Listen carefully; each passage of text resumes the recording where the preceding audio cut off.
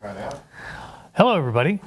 There we go. Hey, Dr. Daniel Barth here with you for the 86th episode of the How Do You Know program. Today, we're going to be talking about stellar cannibalism. Do stars devour each other? Yes, they do. And it's a lot more fun and complex than you might expect. This program revolves around everybody's favorite red giant star, Betelgeuse. The big red giant star in the upper left-hand corner of Orion. And we had a mystery with Betelgeuse a couple of years back. Late in 2019 and extending into early 2020, just in time for COVID, Betelgeuse dimmed by about 60%. And everyone was full of consternation. What's happening with Betelgeuse? Could it be getting ready to explode?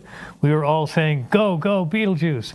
I would love to see a supernova like that in my lifetime. It would be spectacular and memorable. And golly, this would be a great time of year to see it when Betelgeuse is in the sky for a long time. But in fact, we didn't see that in 2020. And in fact, the star dimmed by a great deal, and then over the next few months went back to its regular brightness. And it puzzled everyone. Betelgeuse, of course, is a red giant star. Forgot your book. Forgot my book. How can I do that every week, Paul? It's terrible. Let's go ahead, and I see where you were pointing now. Forgive me, everybody. I get so into this stuff. But we all know that it is holiday season, and a lot of us are thinking about new telescopes this Christmas. Dr. Barth, you've got to start the self-promotion. You really have to do self-promotion. I know, and I'm so uncomfortable with it. Buy my book. The reason I wrote it, Paul, the reason I wrote this book is because one, I'd spent so many years selling telescopes when people said, is there some book I can buy? Is there some course I can take? And I would say, oh yeah, there are astronomy courses at local community colleges and whatnot. Eventually, people would come back and say, I did that and it stunk. This was terrible. And I would say, well, I teach astronomy. Did they teach you this? Did they teach you that? The answer was no. What book do you use? And of course, I didn't use a book at that time. I was writing all my own curriculum and materials. Wind the clock forward 44 years. And I put all of this together, all of my outdoor activities for teaching astronomy together into one book, and I called it Star Mentor. Star Mentor is written really for two audiences. One, that person who's just starting out and has no one to lean on. What do I do next? How do I do this? How do I read a star map? What am I looking at? What should I be looking for? The other audience, number two, was the experienced astronomer who has someone tugging on their sleeve and saying, oh, you own a telescope, won't you help me? But as many people find out, knowing how to do something and teaching someone else how to do it are entirely different skills. So the book is designed both as a self-teaching guide and as a teaching help guide for people who don't usually teach stuff. But if you want a guide, then go ahead, pick up a copy of Star Mentor. Guarantee you that it will take you through the night skies and bring you up to speed on operating and using your new telescope, and it will definitely set you up for a lifetime of astronomy adventure. Now, let's get back to Betelgeuse. When we talk about red giant stars, one of the things most people don't realize is that a red giant star is not just a star that's different in color. Our own star is a yellow dwarf. We know of blue giant stars and white dwarf stars. What's particular about a red giant star? A red giant was a star similar to our own, a yellow dwarf star that reached the end of its lifetime and it ran out of hydrogen fuel. Stars live by fusing hydrogen in their core. It provides both heat, light, energy, and pressure that keeps the star inflated. And so there's a balance between the temperature at the very hot and violent core and the volume and temperature of the outer envelope of the star, the photosphere that we see when we look at a star. For a red giant star, all the hydrogen has been used up, and when fusion dies, my friends, gravity wins. On that awful day when fusion dies, the outer envelope of the star, in just a few seconds, a very brief, that star will literally wink out of existence. That yellow star, perhaps 1 million kilometers wide, will collapse down to something about the size of a small planet. And when it collapses, it heats up the interior again. And a normal yellow dwarf like ours, about 10 million centigrade at the core where fusion is happening. But when the star collapses, you can reach temperatures of around 100 million centigrade, and at that temperature, helium begins to burn. Helium begins to fuse into carbon, and this helium fusion occurs at a much higher rate and a much higher temperature than the previous hydrogen fusion. Keep in mind, it's all pretty much the same fuel. The hydrogen has all been fused into helium, and the great majority of it is still there inside the star.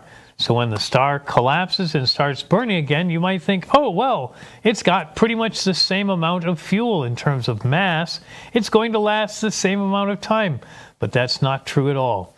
At the very, very high temperatures at which helium fuses, that star, instead of lasting 10 to 20 billion years, will last less than 1 billion. And it may be hot enough that the inner helium burning core may be surrounded by a hydrogen burning shell. It can be quite complex. But then we look at Betelgeuse and we see these red giant stars, and the cores have gotten very hot. As a result, the star is inflated. Our own sun will inflate in its red giant stage. It will engulf the orbit of Mercury, the orbit of Venus, the orbit of the Earth, and it will be reaching out towards Mars. Those inner planets, because they're rocky, they'll still be there. They'll still be there orbiting inside the red giant. We know this because white dwarf stars have planets. So these planets will still be orbiting. The interior of a red giant is basically a red hot vacuum. So it's not very thick. It's actually pretty close to a vacuum, but it's very hot. And these planets will be engulfed. So we look at something like Betelgeuse and we say, here's this behemoth star, about as big as the orbit of Mars, and it's burning with this tremendously hot helium core, 100 million degrees Celsius. Why did it all of a sudden go dim? And why only for a few months? And we think about this, and one of the first things scientists discarded was the idea that something's gone wrong with the fusion core. If we think about this star in Betelgeuse is somewhere between 15 and 19 solar masses. It's a very large star. That core, which is most of the mass, is an enormous mass of helium fusion. And if you think of this in terms of inertia, of course being the tendency to keep doing what you're doing, that much material at that temperature compacted to that density, it's not going to change very quickly. The only way you can change a red giant star is to have it run out of fuel again and experience indeed a supernova at the end of its lifetime. But apart from that, this idea that, oh, we're going to slow down the furnace for a while and then speed it back up, that didn't make any sense at all. So we kind of threw out the hypothesis of it's an internal change to the fusion core. And so you think about that and you say, well, gee, how else could it get dimmer? Well, one of the really interesting hypotheses is something called gravitational dimming. What's really interesting about a red giant star, in fact, any star, the surface temperature is very sensitively dependent on how far away you are from the core. This makes perfect sense if you think of a star as a campfire somewhere and the campfire is rather distant and you're facing it and you're feeling, oh, how I'm too warm, I need to back up away from the campfire, I'm too chilly, I need to get a little closer.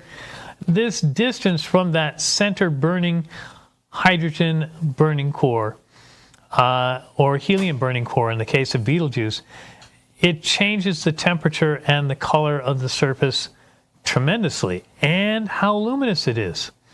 And you think, well, that's okay. Stars are round, yeah? Stars are gravitationally crushed in all directions, so they assume this essentially perfect spherical shape. But it turns out there are things that can distort the shape of a star. And they aren't really doing anything to the core, they're distorting that outer luminous atmosphere. One way is you can have over-rotation. So you can have a star spinning so fast that essentially it's no longer round, but instead the equator begins to bulge. Is this common? No. Stars tend to shed energy and then resume their nice spherical shape. But what if something caused Betelgeuse temporarily to speed up? Could it get an equatorial bulge, which would make it the equator both dimmer and cooler? Yes, that was a possibility. The other one we considered was near-miss gravitational dimming. If you had a passing star that was close enough, it wouldn't have to be that close, or a passing Jovian that was going through the system, not part of the system, mind you, but passing through the Betelgeuse system. That could cause a tide on the surface of this star. If you think about one small, dim, say a brown dwarf, passing in front of a red giant, this could be 70, 80 Jupiters in mass, and it could cause a tremendous tidal bulge on one side of Betelgeuse. And causing a tremendous tidal bulge, that tidal bulge would, of course, get farther away, cooler, and considerably dimmer. And this idea of, oh, this dimming lasted for several months, if this object passed between Betelgeuse and us and caused this bulge in our direction, this could have been a possibility. It didn't match all the data, however. And the third hypothesis people came up with, and this is the one that is currently most favored and best supported by the data that we have, is basically a giant coronal mass ejection. What if indeed we had an enormous coronal mass ejection? Not on the scale of what we see on our sun, but perhaps ejecting something as much as several Earth masses of material being ejected. This ejected material would quickly cool off, and getting cold enough, it would condense from gaseous material to solid particulates. This dust would block a great deal of light. And again, this mass ejection dimming, this material would orbit the star for quite some time before it dissipated and the star resumed its normal brightness. And we think that this sort of dust cloud, this giant mass ejection, is indeed what happened with Betelgeuse just a few years ago. Now, why did Betelgeuse have a giant coronal mass ejection? Could this have been essentially an ejection of material from a collision? Yes, it's possible. We have seen cosmic collisions. We've seen comets impact Jovians. Comet Shoemaker-Levy 9 hit Jupiter in 1994. We saw evidence, and we had it on this program just a couple weeks ago, of a couple of Neptune-class planets colliding in a relatively nearby solar system. So we know sometimes when these things collide, not only is it a tremendous amount of energy released, but a great deal of matter is ejected as well. Earth was impacted by the giant impactor Mars-sized body called Theia. And Theia ejected enough material from the Earth to form our moon. So now we get down to the boys with the sharp pencils, the computer wizards and numerical theorists. This new study comes to us from the Department of Physics and Astronomy at Louisiana State University. And this suggests that Betelgeuse is alone now. It's not a binary. And the reason it's not a binary is because it consumed a companion star at an earlier state. Now, we know that most, well over 85% of red giants are seen in binary or multiple star systems. We've seen evidence from Orion that stars may form in multiple stars. They may form in binary or tertiary pairs or sets. So we know this can happen, and we know that it happens regularly, frequently. And so why doesn't Betelgeuse have a companion? If 85% of similar stars have a companion, why doesn't this star? And the folks at the University of Louisiana, Louisiana State University, get it right. And that's a Dr. Scheiber and his crew of brilliant astronomers and physicists. They think that, in fact, Betelgeuse suffered a stellar collision and merger earlier in its history. So, when we think about this, what would it look like if two stars collided? And it turns out that a star colliding with another star, there are high energy consequences. Mergers have consequences. And one of the things that likely would happen is something that Scheiber and his crew are referring to as merge bursts. Merge bursts. The idea that if you, think about taking a large rock or a brick and throwing it into a very shallow pond or puddle. Yes, the rock adds a lot of energy to the water, but it also throws water and mud and debris out in all directions for quite a distance. With a star colliding with another star, much the same would happen. You would get the initial adding of energy to the large star by the impact of the smaller one, and essentially you would get a splash of material coming out, both energy, radiation, and plasma. And this would cause substantial mass loss. And much like we saw with the merger of the two Neptune-class planets a couple of weeks ago, these things collide and the envelope splashes out very large, but gravity always wins, doesn't it? And 99% or more of that mass will recollapse back, and you'll end up with a single star. And the two stellar cores, for a while, will share one stellar envelope. So this merger, as it happens, one of the things we have to remember when we think about two stars colliding, stars are not solid objects. We think of them as being almost eternal. They last for many billions of years, and we think of these stars as these luminous spheres. But they are spherical because they are forced into a spherical shape. Gravitation, pulling in from all directions, compacts the star into an almost perfect sphere. But the star itself is not solid. And so when we take a look, and there's a nice illustration for you there on the screen, we take a look at this. This is a model of two stars in a very close binary relationship. And this is likely what happened with Betelgeuse and its companion. The companion is spiraling inward. It's losing energy. But as it gets closer, the gravitational pull between the larger star and its companion star begins to distort the shape of both. They become like a double teardrop with the pointy ends facing each other, and the two stars will eventually merge into a single common envelope, but within the two cores will continue to orbit and rotate around each other as they spiral in.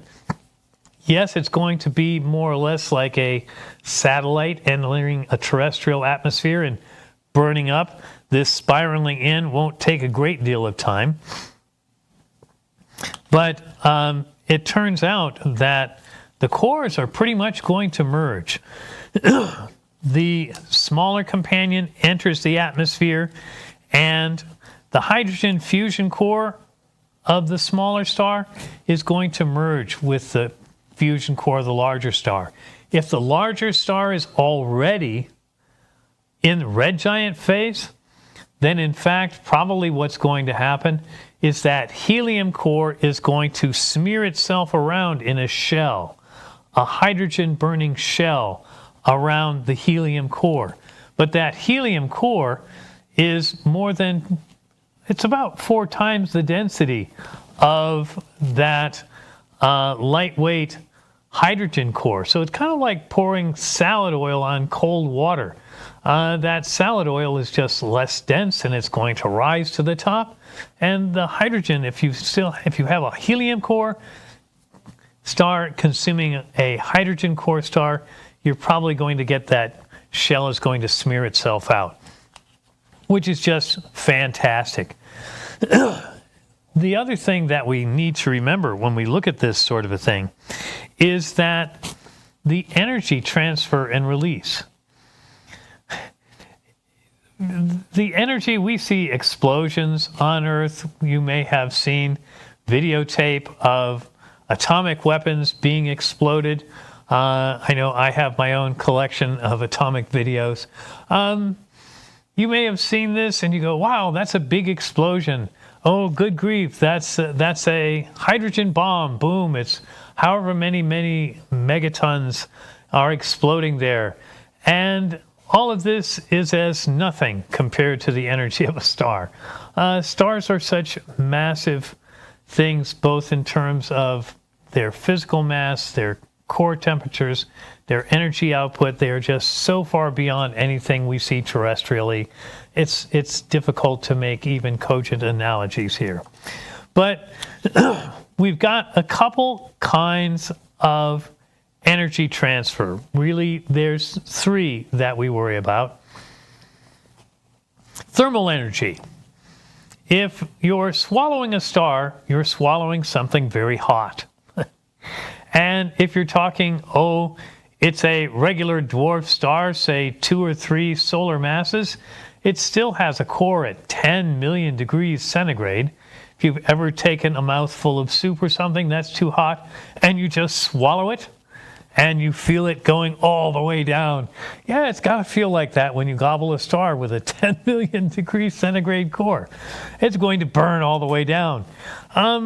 So there's a lot of thermal energy, and this thermal energy of the core is going to superheat the envelope of the big star that it's merging with.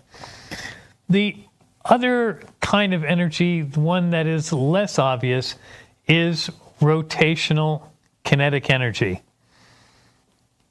A star has a great deal of rotational kinetic energy. I believe it was Lord Kelvin did the experiment. He did the mathematical thought experiment. What would happen if God reached out and grabbed the Earth and stopped it from spinning? Well, you've got a great deal of mass that's rotating once a day, and if you calculate all that energy, and if you just could grab a hold of the Earth and stop it, well, that energy has to go somewhere. I saw a Superman movie when I was a boy, and Superman reaches out and stops the Earth and backs it up. I'm like, no, that would be a really terribly bad idea. All this rotation. Go back in time. Yes. Yes, I heard that's the film. What was it, 1978 or something? I don't know. Superman the movie? Don't remember. But if you stop the Earth from turning, friends, all that rotational energy becomes heat.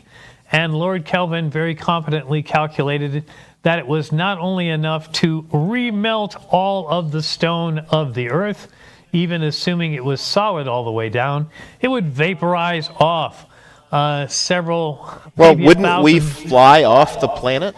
Yes, the top 1,000 Be like, kilometers of rock would just boil away. It would be a bad day. The dinosaurs and their phooey little asteroid would be nothing to it. So this rotational energy gets absorbed by the larger companion star, and that causes a great deal of disruption. And the third one is hard to think about. It's what we call gravitational potential energy. Anytime you lift something up and let it fall, when you lift something up, you add energy to it. When you let it fall, that energy comes back. Exactly the same amount. It's conservation of energy. We do this experiment in physics classes all the time. Take a brick, lift it up 1 meter, let it go, it falls down, it impacts the table with a bang. However much energy you put into lifting up the brick is exactly how much you get when it falls, that 1 meter trip. And physics students around the globe have calculated these kind of things in basic exercises time and time again. But here you have a stellar core mass, something that weighs, let's say conservatively 300 or 400 Earth masses. And So much falling. more than a Buick. More than a Buick. Okay. Yeah. More than the pyramids. Yes, it weighs several hundred Earth masses, and it's falling about 1 million kilometers, at least. And it's falling, and it's striking that internal core. Now, yes, it may be spiraling in, but any good physics student will tell you that the path it takes is irrelevant. It still delivers all of the energy. And so that's going to be a third source of energy. Can you believe that this would make a big splash and cause a big ejection of both mass and energy? Yes, indeed, it would. And the folks from Louisiana State did a computer image there. You can look, and they have it in stages. The other thing that's going to happen as this star, one spirals into the other, in any normal case, that star will be orbiting in what we call a prograde direction, considering that everything forms in a solar system from the collapse of one cloud. So initially, everything participates in the same plane and direction of rotation. If the sun is spinning this way, anti-clockwise, as I'm looking at it on my desktop, then that star would be spiraling in an anti-clockwise direction. And so a star from a binary system colliding with its companion would be adding spin energy. It would be making the star spin faster. Now, you take our sun, which will be a red giant similar to, but slightly smaller than Betelgeuse in its day. Our sun spins at about 2 kilometers per second, measured relative at the photosphere surface. Betelgeuse is currently rotating 5.5 kilometers per second, more than 200% faster. And since it is much more massive at somewhere around 17 to 19 solar masses, and it's spinning at more than twice the speed, that amounts to a tremendous increase in rotational kinetic energy. And the thought of our friends at Louisiana State is that this is the result of a merger, stellar cannibalism, if you will, inside a binary system. Now, we look at these things and we say, well, this is all nice, but it's theoretical. And we like to ask the question on this show, but how do you know? What makes you convinced that your hypothesis, your theory, is valuable, is worthwhile, is supported by data? And one of the things we look for is, has this happened before? Is there evidence of something where this has happened relatively recently? And it turns out, friends, that indeed there is evidence for a merger like this happening before. And the merger happened in a star. It's given the romantic code name of V838 in the constellation Monoceros. And this star wasn't anything, it was on catalogs, it wasn't anything special until about 2002.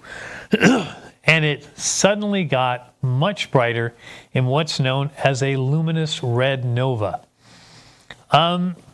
Now, what's interesting here is that the star, when we talk about a red nova, this is a star that doesn't just get brighter, it becomes quite red. Well, what would make it do that? We already know what makes a red giant red. It has a lot of heat at the core, which expands the star's envelope until the pressure from inside balances the pull of gravity. And at that distance and size and volume, the surface temperature, the energy averaged out over the surface of that red giant star becomes cooler and redder. With a luminous red nova, we have what looks like a normal star, but it obviously puffs up, it becomes enormous. And V838 Monoceros became one of the largest known stars for a period of time. So it basically inflated itself thousands of times its normal diameter, and it became one of the largest stars.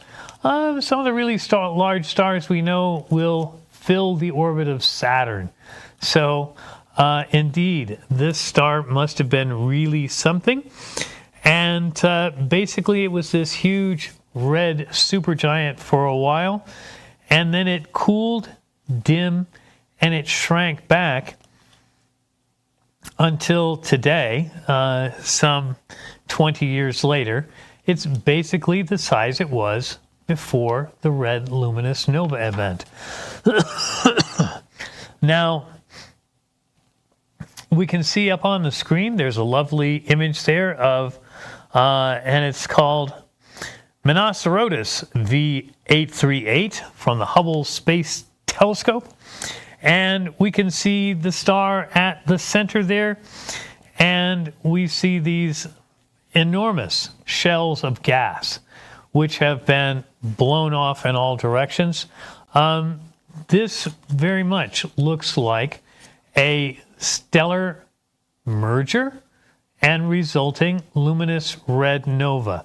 So what happened with Monoceros 838 is that, in fact, a huge amount of energy was added into the core.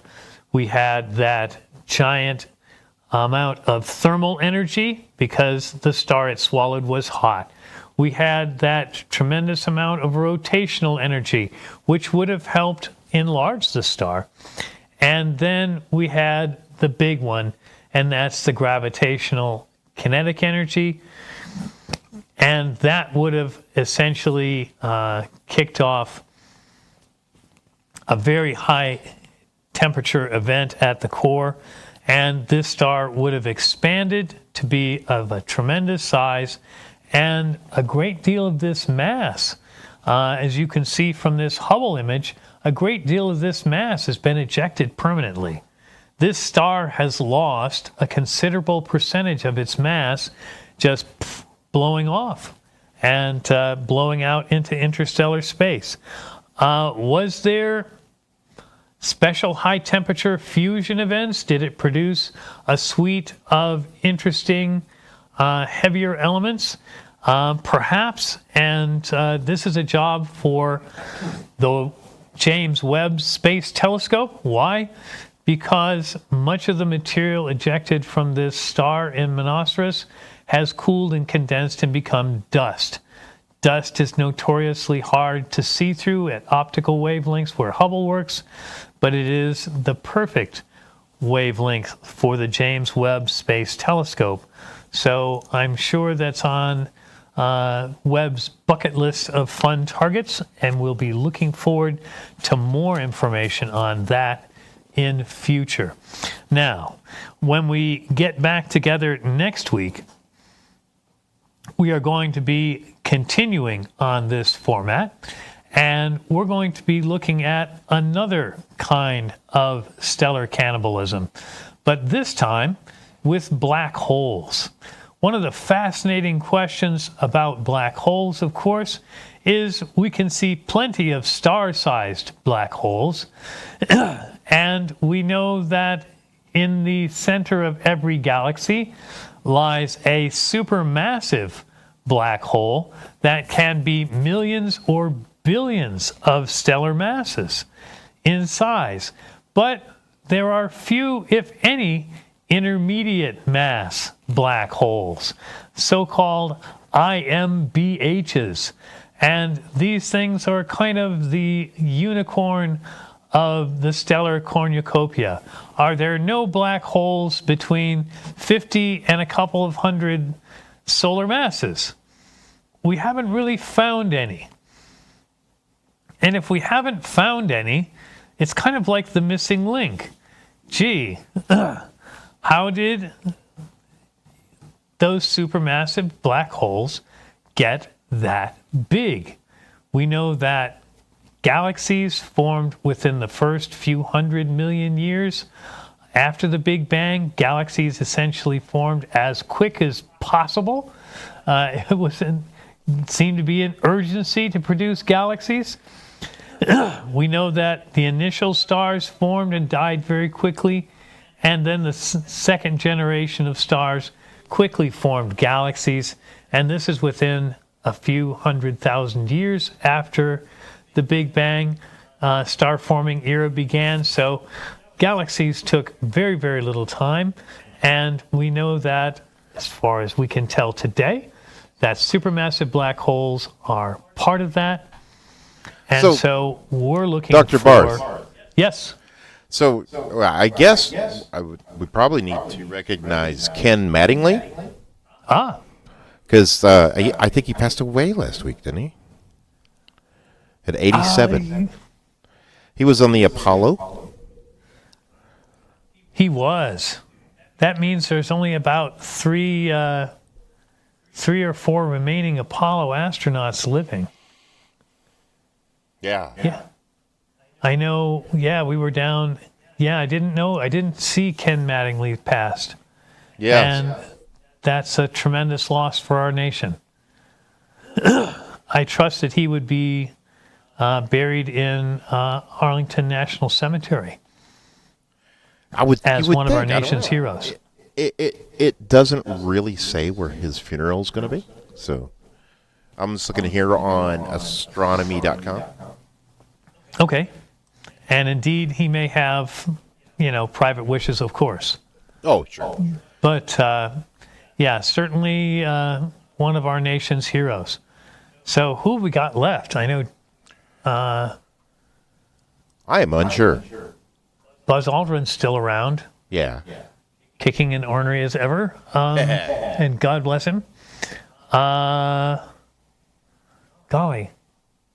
Schweikert, maybe. He was one of the youngest ones. I don't know. And I guess now would also be the best time to look for Jupiter. Yes, the sky. Jupiter is indeed at its opposition. You're quite correct. And it's lovely because this time of year, we can look out and right at sunset, Jupiter is there. And that's really nice because this time of year, a lot of people don't like to go out for hours and hours of stargazing. It's not good for me, though. And so There's a bunch of trees in the way. Well, you can pick, it's called pick your time. Or get in the car and go somewhere else. Well, there's that. Barthland Ranch is a very nice hilltop spot where I've got a great view to the east and south. And so for me, when I'm looking for Jupiter or planet at opposition, I usually go set up. If it's in the winter, I'll let my equipment cool off and get equilibrated, and then I'll go out half an hour later and observe. So yes, Jupiter is up. We are in waning moon right now, so it's a good time to go out early evening. And I suppose Mercury is also visible now? I would have to get out my ephemeris and check. Oh, I'm reading it off the website, Are so you I'm reading cheating. it? Then Yeah. I will take your word Our for it. planetary observings begin with the reappearance of Mercury in the evening Mercury sky. is a very hard target. Is it early AM or early PM? I'm sitting there.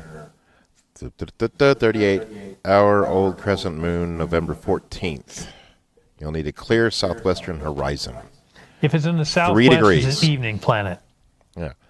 3 degrees above the horizon, 20 minutes after sunset, and quickly you'll have about 10 minutes to spot it, and then it goes Yeah. back in its hole. Mercury is such a hard target. I mentioned this in my book. It's one of the most difficult planetary targets. Viewing things close to the horizon is always difficult anyway, because you're looking through so much more air and pollution and dust, etc. But also, you're close to the sun, where Mercury lurks never more than about 18 degrees away from the sun. The sky is still light. It's not perfectly dark. And so you're picking Mercury out from the twilight, and it sinks below the horizon very quickly. When I lived in California, one of the things we liked to do to observe Mercury when it was an evening star was to go to the beach looking out across the Pacific because, of course, no lights and nothing above the horizon at all. So you could get this exceptionally long view of Mercury without much interference at all. So I got a question. Sure. Steve, some kind of atmospheric phenomenon. I just ran across it here, and I'm like, what is that? Okay. Do you have any idea? Steve, is an atmospheric phenomenon that is similar to, yet separate from, an aurora. It looks like a mauve streak across the night sky. Oh, boy. I know this time of year, one thing that makes sunsets more dramatic is this is the time of year in the northern hemisphere for harvest. And so lots of farmers are harvesting crops, which puts a lot of particulate material up into the sky. And that makes our sunrises and sunsets much more dramatic and colorful. Essentially, if you have the right kind of cloud deck, you can see that as the sun sets, you get the entire spectrum of colors, starting with the blue and then going back from, let's see, it would be blue. Yeah, this is the strong Blue, yellow, thermal green, emission orange, velocity red. enhancement. What's it now? Strong thermal, not strong thermal. No, it's strong thermal emission velocity enhancement. Boy, I haven't heard of that one. It often accompanies the northern lights, yet is distinct phenomenon according to the Global Geophysical Union, AGU. Okay. Steve was discovered 2016, but not by professional astronomers or physicists, but by citizen scientists in Canada, who are the people basically watching this show. There you go. There's Cool. nothing that the citizen scientist really in astronomy still has a very strong role to play, because we have a lot more eyes and a lot more glass than any professional observatory. And I don't think we'd see that here in Arkansas, because it accompanies an aurora. oh no, no. I wasn't referring to that aurora phenomenon, just in general, the idea. I wasn't correcting you. I was just saying there's no way we could see it. No. If we're getting an aurora in Arkansas, it's been a bad geomagnetic storm. It's been a bad day. Well, there was one not too long ago that happened, actually. We got a little bit in southern Missouri, remember?